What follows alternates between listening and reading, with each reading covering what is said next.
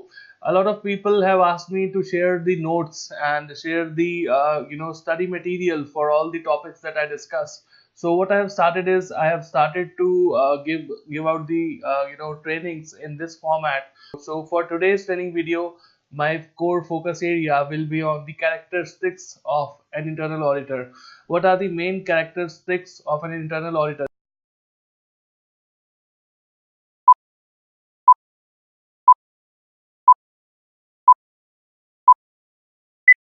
Hello friends, this is Love Johar. Thank you so much for all the new subscribers. I can see that a lot of new people are joining this channel, which is a great news. So I would like to welcome all the new subscribers in this channel of ISO 27001, and this is Love Johar. So a lot of people have asked me to share the notes and share the study material for all the topics that I discuss. So what I have started is I have started to give out the trainings in this format where I will be discussing the bulleted points for whatever I will be covering during the training video. So for today's training video, my core focus area will be on the characteristics of an internal auditor.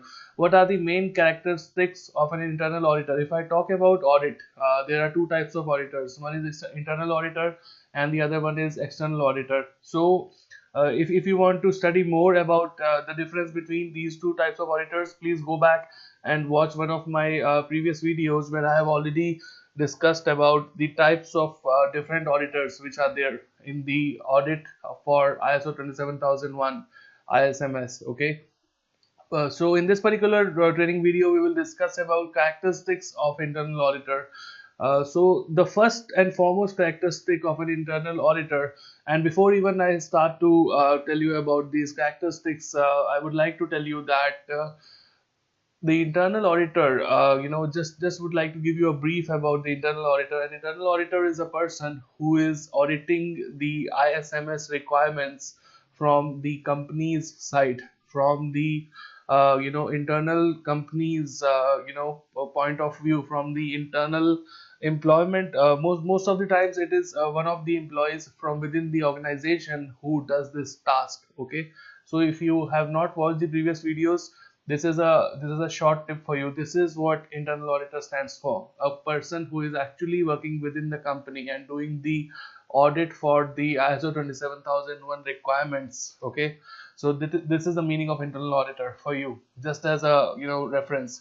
So the first and foremost important characteristic for the internal auditor is he or she should avoid the conflict of interest, because from the experience I have seen that whenever we try to perform an internal audit, there are a lot of different times, there are a lot of different factors which influence the internal auditor. So he or she should try to avoid the conflict of interest at any and all costs, whatever possible. And in case of doubt, they should strictly follow the requirements which are given in the ISO 27001 standard. Okay, that is the way to refer to that. And the other important factor for an internal auditor, it is that he or she should try to understand the requirements, as I've already mentioned, of the ISO 27001 security standards clearly. And very much this is one of the most important factors that I would like to highlight over here. And this factor actually plays a lot of importance for the internal auditor, because I have seen that a lot of the times the people are not at all familiar with this standard and they are given this task. Okay, so make sure that your internal auditors are actually capable of handling this responsibility and they are actually familiar with the standard. Okay, so after that, the third important requirement is he or she should know how to perform an internal audit within the company. I mean, either they should have a previous experience in the audit field, or they should be well equipped and trained to handle an audit. Okay. After that, these are the basic skills. They should have good interviewing skills and they should have good communication skills, because you have to actually conduct some interviews with the different departments in terms of interacting with them and trying to find out about their internal processes and the security loopholes which they are having in the current processes. Okay, so this is why you need these interviewing and good communication skills. And after that, the fourth important requirement is he or she should be actually familiar with the nature of the business. So familiarity with the nature of the business is very important, because if the internal auditor is not at all familiar with the type of business which is being conducted within your organization, then it would be a problem, because he or she will not be aware about the kind of processes, the kind of day-to-day workflows which your business is following. So this step is very important. Again, I would like to bold this out. Okay. So the last but not the least, internal auditor is always in a much better position than an external auditor to perform the initial audit within an organization.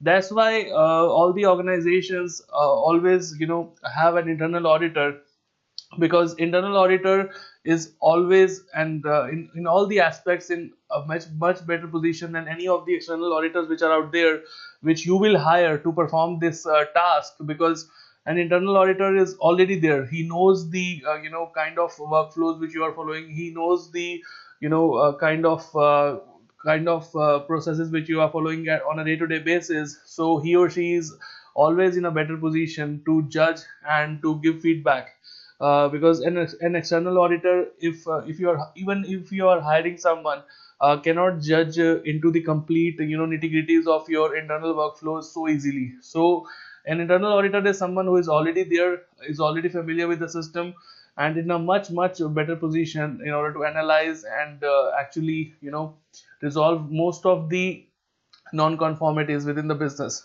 That's what I would say. So this is what I would like to inform you about the characteristics of internal auditor as far as this is concerned. And if you are not clear about any of the different things that I have discussed here, please go back to this video and watch again.